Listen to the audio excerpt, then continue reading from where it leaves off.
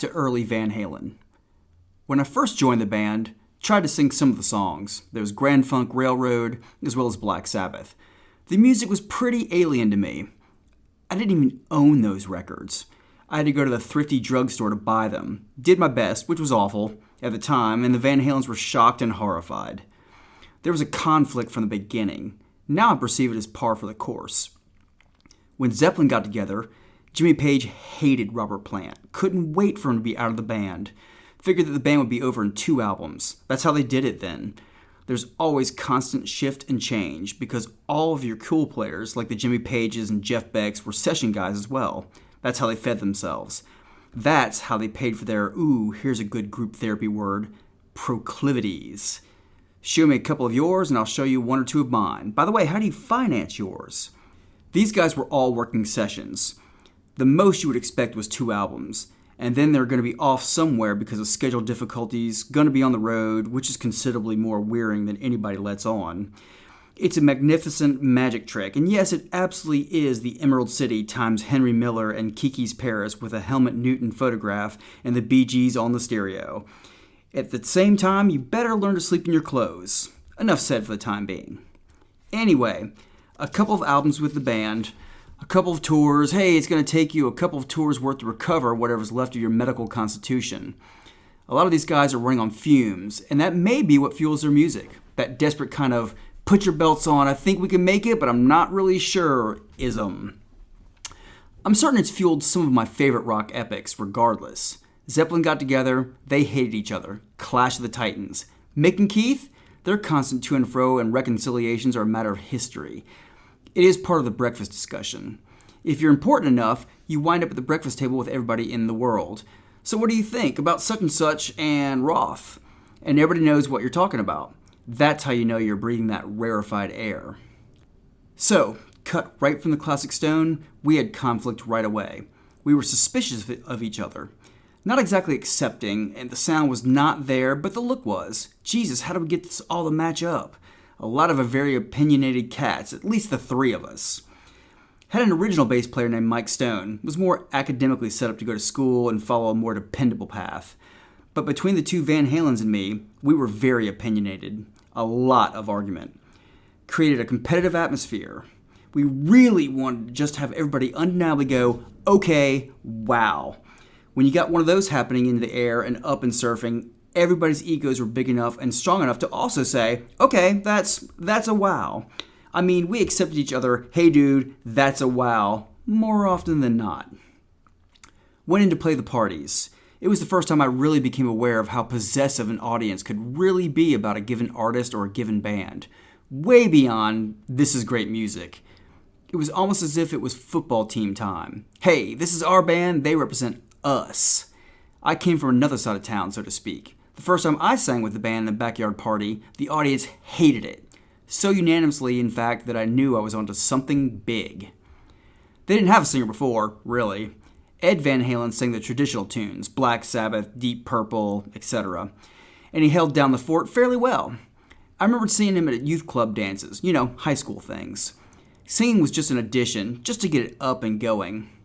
When I got into the band, I was riding, I was up. I went ballistic right off. Completely confounded, confused, and baffled and amazed and stunned and astonished their backyard party audience, which was large. A good backyard party would easily pull 600 kids. Charge $1 at the door, band would get $125. Kegs of beer. You knew right about 10 o'clock, you got a little bit tired of playing. You just turned up the volume a tad, and the police would show up with a new helicopter, part of their Eye in the Sky program. Wow. A lot of police officers were vets, and so things were particularly athletic. But there was never any serious injuries or conflicts, just a lot of running after and being chased by. 11 cop cars show up parked in a line, all with the flashing lights and a lot of flares. It was all very exciting and kind of scary. And you might go to jail, and your parents might have to come get you out, maybe even pay for a friend or two. It was great. One night, the Van Halens were playing in a pool of beer, and we had rented a Trooperette Spotlight. You'd plug it into a wall, didn't require a generator. Little Trooperette, it was $55 for the night. We'd put it on top of the work shed, which was on the other side of the swimming pool, and shine it down on us. You'd open it up wide enough that you've got the whole band until there was someone singing or solo or something like that. Then you would make the spot smaller so you could bring some focus to the proceedings. We had the PA hooked up where you would tape the microphone to the stand that held the snare drum. And if you got it tuned up just right, it would pick up the sound of all the other drums, so you actually had drums in the PA system. All of this had never before seen in backyard parties. The actual party commenced at about 2, 3 o'clock that afternoon, because you'd have to show up and you'd set up. That's when the first kegs were cracked, and everybody hung out, and the band would tune up and play a few songs, and that was very cool. Much, much later, the helicopter would fly in with the spotlight, and the cops made big announcements about unlawful assembly and order to disperse. And everybody would be running, and the cops would come bursting in a great big line, kind of like football style onto the field. They would run in and split into a surround and pound strategy. Surround everybody, move everybody out, but also contain everybody. We would all sit up on the stage and say, "Man, we're with the band. This is our equipment. We don't know nothing about this, man. We were just hired to play what we thought was going to be a normal party. There's nothing fucking normal about this party at all. All we want is out. We're with you, man." So they'd leave us alone. We also said, "Oh, and she's with me, and so is she." The cops would clear the place out, and they'd all be outside on the street cleaning up the kids, making the neighborhood safe for whatever. We would wait until everybody was gone, and then break out our flashlights that we kept specifically for this purpose. Big plastic flashlights with a giant lens that had more throw. We'd fan out and go over the backyard inch by inch and pick up all those loose joints and unopened little bottles of booze and stuff everybody had thrown down when the cops charged in. We'd come up with little baggies of pot and papers and pipes, whatever your proclivity was. We had roadies by then of a sort. People who would lend us their truck or drive a pickup and help get the PA and the amplifiers and extra drum stands and help us set up. After combing the grounds, we would sit up on that stage till 4 in the morning just sampling everything. It became an art form to strategize for the parties. And we would play them and schedule them so that we had a routine. I had determined early on there was to be a campaign. I had read a book called The Advance Man by Jerry Bruno. He was an advisor to JFK during the 1960 election campaign. I read this book maybe in 1964, 6th grade at the latest. It made an impression on me. It explores the idea of continuity, what people would call exposure. Routines, just to be there, to be available. Like on some of my favorite Latino radio stations in Miami, where I get to hear the song Siempre, very aptly named. It means always, every 28 minutes. If you're good enough, people will tell friends and they'll want to come back and see you. And then you must be available. You have to be there to be seen. And yes, that does take strategy. That does take thinking academically or sportingly. It's like playing chess. And one of my fortes in the band was to provide that manner of thinking.